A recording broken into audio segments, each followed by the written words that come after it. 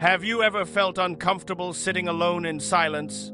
Maybe you rush to grab your phone, turn on the TV, or scroll endlessly through social media just to avoid that heavy feeling of being alone. But here's the question. What if being alone wasn't something to fear, but something to enjoy? What if solitude was not emptiness, but power?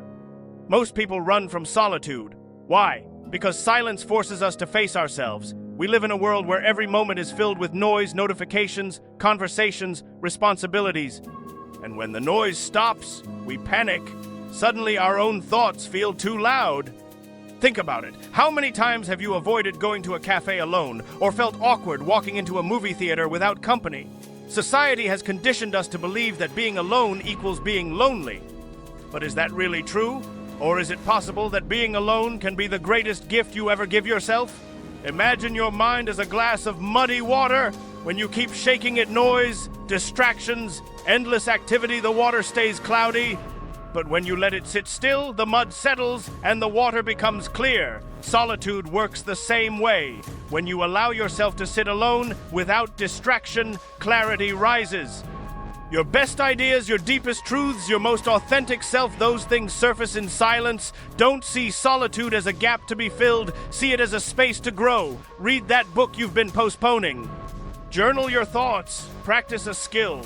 Your alone time is not wasted, it's an investment. Just like you schedule meetings with others, schedule meetings with yourself. Maybe it's a 20-minute walk every morning or an evening ritual with tea and a notebook. Protect that time like it's sacred because it's island. Think of yourself as a phone. Constant connection drains your battery. Solitude is your charging station. Every time you spend time alone, you're not isolating, you're recharging to show up stronger in the world. Instead of saying, "I'm alone," reframe it to, "I'm with myself." Notice the difference? One feels like lack, the other feels like presence. Being with yourself is not a punishment, it's a privilege. Here's the truth.